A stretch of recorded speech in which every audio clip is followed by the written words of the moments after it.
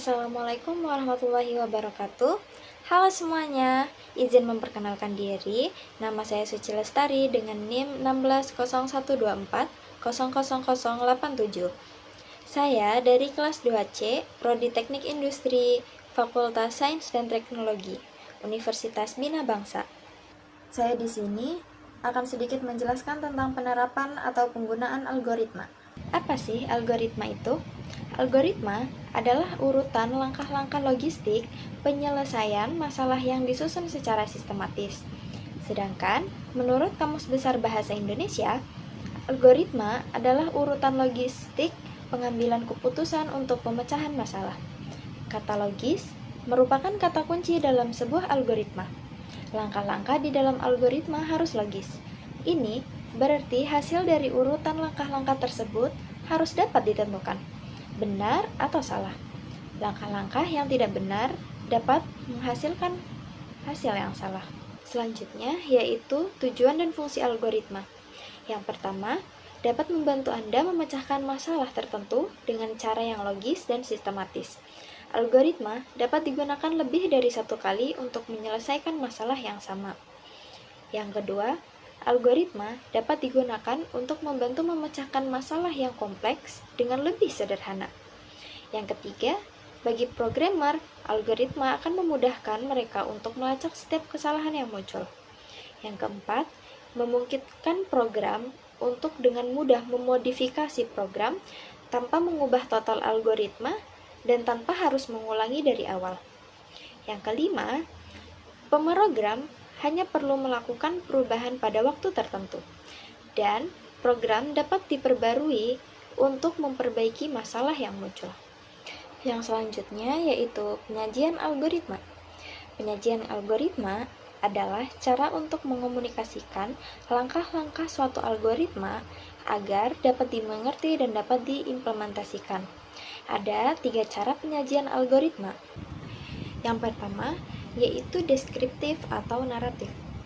Penyampaian algoritma dalam bentuk naratif disusun dengan cara bercerita seperti percakapan sehari-hari dan bukan dalam langkah-langkah yang terpisah. Naratif dalam algoritma diungkapkan sebagai petunjuk dalam paragraf serta instruksi mengenai bagaimana peraturan yang harus diikuti. Algoritma yang disusun secara naratif bisa dianggap sebagai bentuk awal dari kode semu atau diagram alur. Yang kedua yaitu pseudocode. Pseudocode adalah notasi yang mirip dengan bahasa pemrograman tinggi. Keuntungannya adalah mudah diubah dan diterjemahkan ke notasi bahasa pemrograman. Pseudo berarti tiruan, dan kode berarti kode instruksi dalam bahasa komputer. Secara bebas, pseudocode artinya tiruan kode bahasa pemrograman. Dan yang terakhir adalah flowchart. Flowchart system adalah gambar yang menunjukkan proses dan aktivitas dalam suatu sistem dengan jelas. Flowchart berfungsi sebagai visual dari prosedur yang berkaitan yang berbentuk sistem. Kata flowchart berasal dari kata flow, yang berarti aliran, dan chart yang berarti diagram. Dalam teknologi, flowchart adalah grafik dan simbol untuk menggambarkan algoritma. Untuk contoh flowchart seperti ini ya. Dengan keterangan, yang pertama dimulai dengan simbol terminator untuk menandakan start. Yang kedua, masukkan input P dan L karena ini inputan, maka menggunakan simbol input dan output, yaitu berbentuk trapesium. Yang ketiga, lakukan proses perhitungan luas dengan mengalihkan panjang dan lebar persegi panjang. Karena ini proses menggunakan simbol proses, yaitu simbol persegi panjang. Yang keempat, setelah diproses, maka kita akan melakukan print. Setelah diproses, maka kita akan melakukan print atau output luasnya. Gunakan simbol input atau output, yaitu trapesium. Selanjutnya, yang terakhir adalah selesai. Selanjutnya, yaitu struktur dasar algoritma. Yang pertama, struktur dasar urut atau sequence. Struktur urut adalah struktur yang digunakan untuk mengerjakan jenis program yang menyatakan sekuensial atau berurutan. Pada struktur ini, perintah yang diberikan secara beruntun atau berurutan baris per baris mulai dari awal hingga akhir. Struktur urut tidak membuat lompatan atau pengulangan di dalamnya. Yang kedua adalah struktur dasar pemilihan, selection.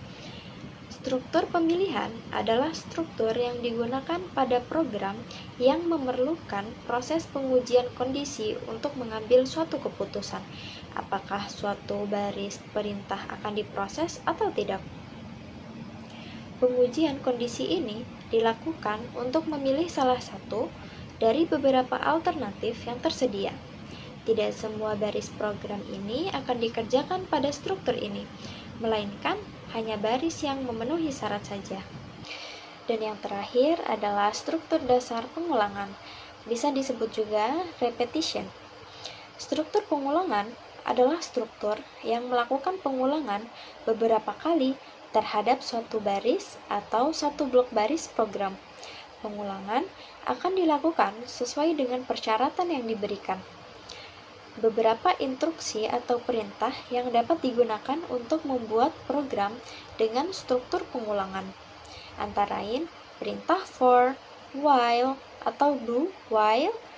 Perintah ini digunakan sesuai dengan jenis struktur pengulangan yang akan dibuat. Berikut adalah contoh penggunaan algoritma dalam kehidupan sehari-hari. Yang pertama, yaitu algoritma penerimaan mahasiswa baru. Langkah-langkahnya yaitu yang pertama, calon mahasiswa datang ke bagian pendaftaran. Yang kedua, membeli dan mengisi formulir. Yang ketiga, membayar uang kuliah semester awal sesuai dengan kampus. Yang keempat, mengumpulkan dan menyerahkan persyaratan. Yang kelima, jika persyaratan sudah lengkap, jika tidak, maka akan kembali lagi ke proses pengumpulan persyaratan. Dan yang keenam, menerima kartu mahasiswa, jadwal orientasi, dan kuliah. Yang ketujuh, mengikuti orientasi. Yang kedelapan, berkuliah. Selanjutnya, algoritma membuat nasi goreng. Yang pertama, nyalakan kompor gas. Yang kedua, letakkan wajan di atas kompor. Yang ketiga, tuangkan sedikit minyak goreng. Yang keempat, masukkan bumbu ke atas wajan. Yang kelima, tuangkan nasi secukupnya. Yang keenam, beri sedikit garam. Yang ketujuh, coba rasakan, pas atau tidak bumbunya. Yang kedelapan, jika kurang garam, tambahkan lagi sedikit lagi. Yang kesembilan, nasi goreng siap dinikmati. Yang selanjutnya yaitu algoritma pemesanan makanan. Langkah yang pertama yaitu pelanggan singgah ke tempat makan. Yang kedua, pelanggan menentukan pilihan makanan melalui menu yang tersedia. Yang ketiga, jika makanan sesuai selera konsumen, maka mereka akan jadi memesan. Tetapi, jika tidak akan ada pemesanan. Yang keempat, jika pelanggan jadi memesan, maka menu akan terpilih. Yang kelima, pelayan akan melihat stok makanan. Jika tersedia, maka akan diproses. Jika tidak, pelayan akan menyarankan konsumen untuk memilih menu yang lain. Yang keenam, setelah diproses, konsumen akan menerima makanan yang sudah dipesan. Selanjutnya, akan terjadi transaksi pembayaran di kasir. Yang kedelapan, kasir akan memberikan kwitansi atau bukti pembayaran. Yang kesembilan, jika semua tahapan telah dilalui, makanan yang sudah dibayar, maka konsumen akan pergi meninggalkan rumah makan. Contoh algoritma yang terakhir yaitu algoritma mengirim surat. Langkah yang pertama, ketik atau tulis surat.